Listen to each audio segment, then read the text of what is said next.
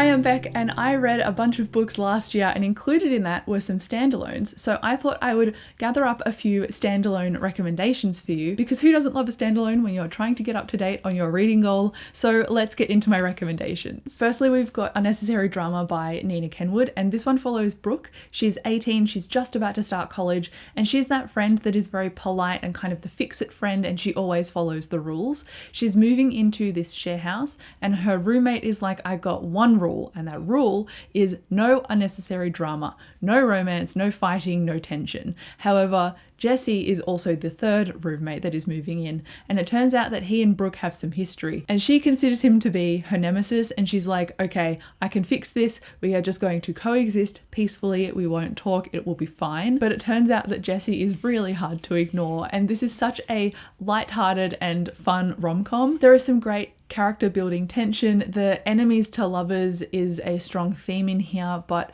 the enemies part is more so in Brooke's perception, and so it's funny to see her kind of wade through that. It also involves anxiety as well as mental health representation, and how that kind of leads into a little bit of miscommunication. But ultimately it's just funny, it's easy to read, and it's very quick, so that's why I'm mentioning it, because it's just so much fun, and it does have those grounding aspects of mental health and discussion in here. But honestly, the tone of this book is just so light and easy to read, which is why I'm recommending it, because you can just speed through this without question. Next up, I've got Beach Read by Emily Henry, which is quite a popular rivals to lovers story. It is also an opposites attract. So you've got Augustus Everett, and he is a literary fiction writer, and then our main character, January Andrews, who is a romance writer. Basically, the only thing they have in common is that for the next 3 months, they are going to be living next door to each other, and they are both facing intense writer's block, and they're also very broke. They somehow find a way to force each other out of their respective writer's blocks. So it turns out that Augustus should be writing a romance, and January should be writing a literary fiction. So with these respective challenges, they make a deal with each other, and that deal involves going on dates to discover what a romance can be written like, and then also to go and interview different members of this ex-cult to write this literary fiction. And so you can imagine from these captures of moments spent just with each other that they start to form a bond. Beach Read also touched on introspection and grieving, and because of that deeper character development, the characters felt fully formed, and I really understood and respected their choices and emotions throughout the story. There were also some steamy scenes, which we all love, but I think those were very well balanced with the character development and the intent of the plot as well, so it didn't feel like either one was outweighing the other. If you want a romance book with a little bit more gravity to it, a little bit more meat to it, I would definitely recommend this one. Then I've got Gwen and Art Are Not in Love, which is a young adult story based on the legend of King Arthur, but in this book it's been hundreds and hundreds of years since King Arthur was alive, and now we are following one of his descendants,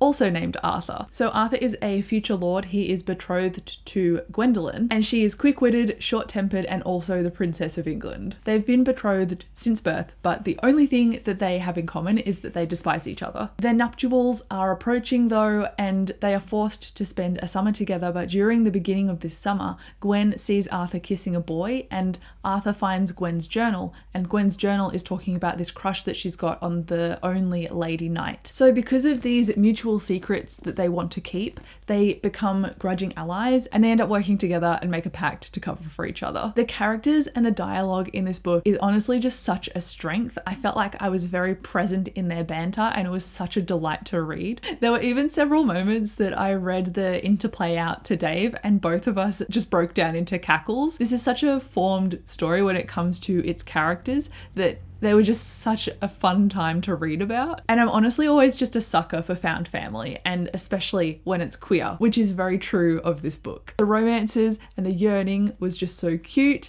I loved the characters starting to trust each other, and while the ending and the politics of the time felt like it was wrapped up a bit quickly, honestly, the journey to get there was so enjoyable and so quick and fun, which is why I'm recommending this one. Then I've got Under the Whispering Door by TJ Klune. Now, when Wallace, our main character, is seated at his own funeral, he suspects he might actually be dead. Hugo is the owner of a tea shop where the dead tend to pass through, and after a reaper collects Wallace and brings him here, Hugo sits him down and has a chat, and in the coming 7 days, Hugo's like, I will assist you in being able to pass on and not be a ghost anymore. But Wallace, who starts reflecting, realizes that he hasn't really lived his life, and so he starts to try and live a lifetime in those 7 days. Just putting it out there, Wallace is an awful person, and starting this book, I actively hated him, but that is by design. And if you can't get past that, I completely understand, because I was just personally affronted by the audiobook. I think if I was holding it physically, I would have thrown it away.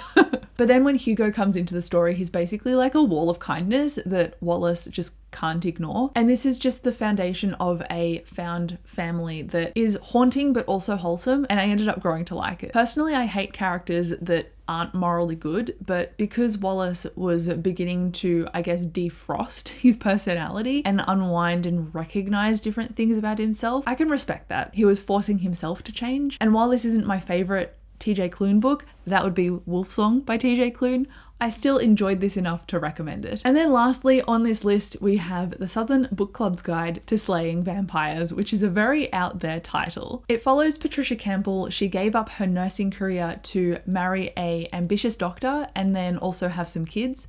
But now that she's settled down, she just feels very unfulfilled in her life. Her kids are ungrateful, her husband is distant, her life feels small, and in this community, she connects with other mothers that are feeling similarly, and they start a book club and they discuss true crime and suspenseful fiction in it. But then they have somebody new move into town, and he is artistic, he's sensitive, but also mysterious, and so naturally the book club's discussion turned to talking about this newcomer. When local children start going missing, the book club start to suspect that this newcomer is involved. It ends up being that Patricia and her book club are the only thing standing between this monster that they have invited into their homes and their unsuspecting community. The audiobook was honestly fantastic, and because the writing was so gripping, I found that sometimes I was actually holding my breath waiting for the next thing to happen. It was slow burning, it was dark, it was gruesome and suspenseful, it was tied together by the community and the support of these women together, and because of that it was subtle, kind of working in the background of polite society, and I really understood their determination, and it was just such a thrilling plot as well. You didn't know what was going to come next, and when things did come, you were holding your breath. And that's why I understand the hype for this book, and it's why I'm recommending it to you to read as well. It's very different from, say, Beach Read, but I think as a standalone, it is worth giving a try. And so that concludes my recommendations for standalones. Let me know if you have any others to recommend me in the comments below. I would love more recommendations